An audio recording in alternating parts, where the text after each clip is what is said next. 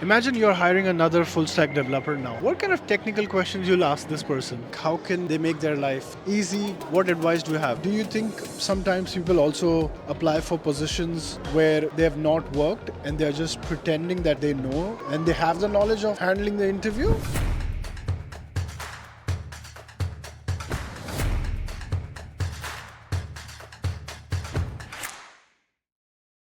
Any tips on salary negotiation in this country? Any tips?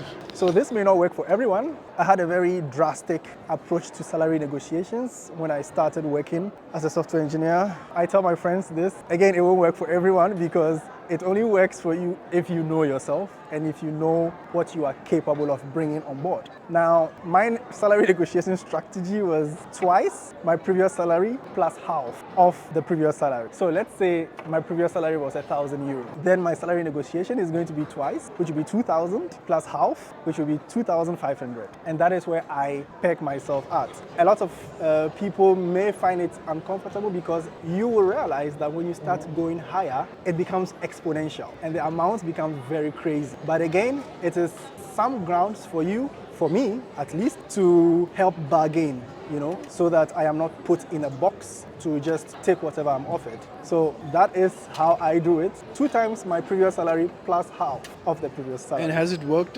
It has worked. It has interestingly worked from my very first employment as a software engineer to the current one. And Again, like I said, sometimes it gets exponential and it gets very outrageous. So you don't eventually end up using the same thing throughout. You need to find common grounds to meet your new employer so that, things don't just get out of hand. So let's just take an example, right? Imagine I have 5 years of work how much money I should be paid? Give me a range. 5 years of working experience as a software engineer in a full stack capacity here in Germany, you probably want to be looking at nothing less than 90,000 per annum. 90,000 per annum? Does this include Munich in your answer or no? Oh, that's a very interesting question. That is a very interesting question. Because we all know life is very, expensive in Munich. Well, that would be very difficult to say because I haven't lived in Munich. I don't really know the lifestyle, expectations in Munich. So it's going to be a bit difficult to give something on that. But I'm just speaking in the context of Berlin. Okay,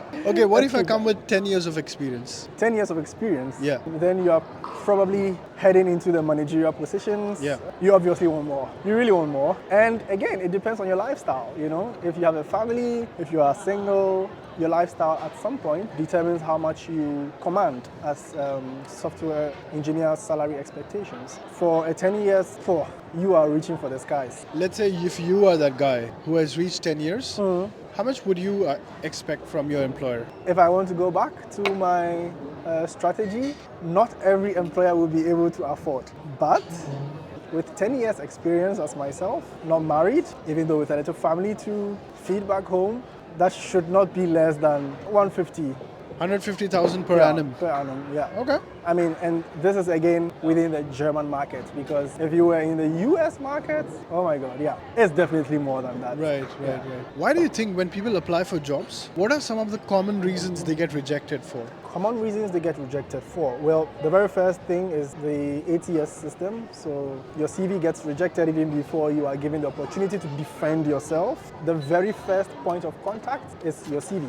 If your CV is not, German standard CV, you are not highlighting your strength on your CV, you are not putting out there what the employer needs to see, or the HR or whoever, whichever human entity takes the first look at your CV needs to see, then you are setting yourself up for failure. So yeah, the very first thing, how your CV looks for the ATS system, and then for a human being, how do they see your CV? So it's definitely your CV first, before even you are called to defend yourself or defend your CV. Do you think sometimes people also apply for positions where they have not worked and they're just pretending that they know and they have the knowledge of handling the interview? Okay. Yeah, that happens a lot. Seems like you've done it as well. Not me. Not me. So I have this policy. My CV should always reflect who I am. Nice. I don't want to be in a situation where you take my CV, you ask me about a particular software technology or a project I've worked on, or I say I have worked on, and I am not able to defend it. Yeah. I hate it. So my policy is everything on my CV reflects who I am, and there's never anything you can catch me off guard with on my CV. But I have friends who have applied to positions that they knew absolutely nothing about, and I have one friend in particular who is not to be named, who has always made it through such jobs, always gets the job because he has this interesting way of doing it. He sits up a week before, tries to brainstorm everything he should know about that position, and goes in for the interview. And he is a good talker. He will sweet talk you out of the softest or the tightest spots you put him. So he always gets the job. He gets in, gets his first 3 months salary, 4 months salary, notices that, no, I bit more than I can chew, and then he goes out again. Okay. And he goes for the next challenge. And it always works for him. I don't know how he does it, it always works for him. Yeah. So definitely there are people who do that.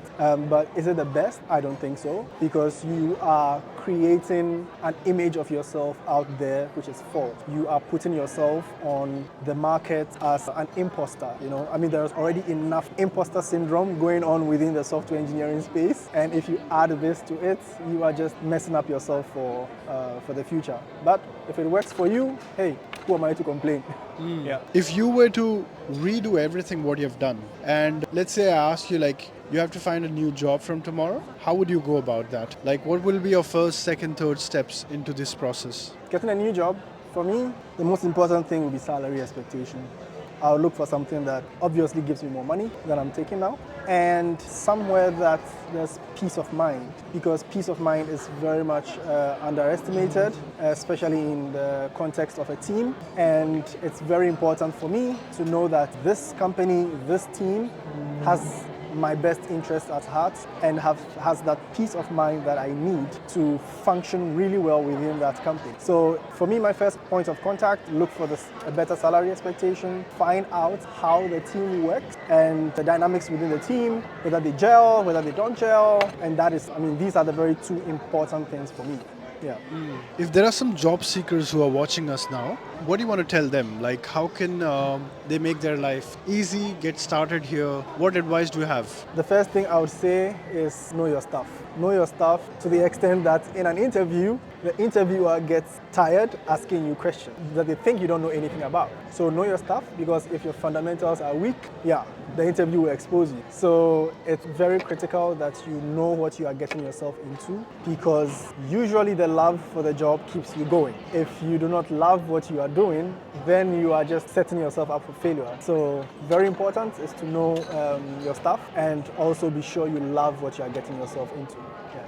When it comes to technical stuff, right? Imagine you're hiring another full stack developer now. What kind of technical questions you'll ask this person? Well, that would be very subjective, depending on the field that the person is applying for. Help me create a scenario and then a question. Let's say technical questions, back-end engineering, Java. One very important area will be multi-threading. What is your knowledge on multi-threading? And very basic things like variable types, primitives and objects. What are the differences? In what instances would you use primitives to improve performance in your back-end software application? Topics like networking, because you just cannot know back-end engineering without networking.